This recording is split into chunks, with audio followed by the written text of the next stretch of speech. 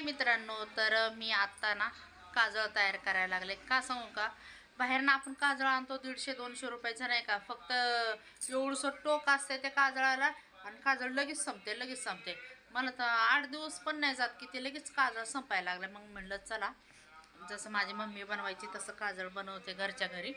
म्हणजे नाही का, लहान लेकरासाठी पण घरच्या घरीच बनवतात नाही का, तसं माझी मम्मी बनवायची. तेच मला आत्ता ध्यानात आहे, तर तसं बनवते मी. बघू काजळ तयार होतं का. होतंच 100%. चला बनवते मग. 2 बदाम घेतले आणि हे घेतले, तूप घेतले आणि आता हे तयार करते आणि तुम्हाला दाखवते मी. तूप पण घेतले. काय सांगू का, घरातलं म्हणजे नाही का कापूस आहे ना आपला साधावाला, तो भेटत नव्हता म्हणून मी दिव्यासारखा कापूस घेतले, त्याच्यातच गुंडाळले आणि तूप टाकले फुल आणि ते ठेवते, तुम्हाला दाखवते मी. तर बघा, ह्याच्यात गुंडाळले हे आणि ह्याच्यात 2 बदाम टाकले आणि तूप आणि आता हे 2 वाटे ठेवल्यात. 2 वाट्याच्या मध्ये हे दिवा ठेवणार आहे मी आणि हे पेटवते. नाही राहते ना, त्यानाले बारीक होतात म्हणून आता 2 ग्लास घेतले सेम आणि आता ठेवते असं. इथं कोणाचा हात जाणार नाही का, आपण आपलं. तर आता हे पेटवते. इथं फोकस करा, इथं माझ्यावर नका, इथं.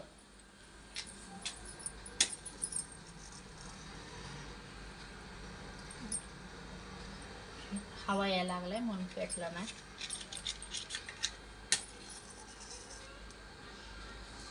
तेव्हा 3 काडी पेटी.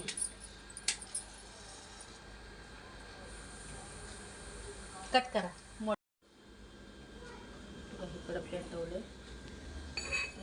इकडं हवा लागते.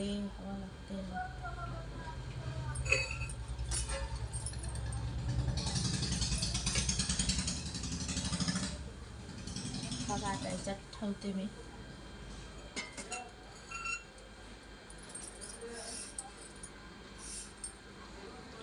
लागले द्या आता ना, तुम्हाला डायरेक्ट काजळ तयार झाल्यावरच दाखवते. घरच्या घरी 1 नंबर काजळ.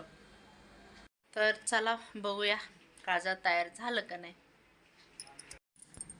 थंड झालंय. अरे वा, झालंय.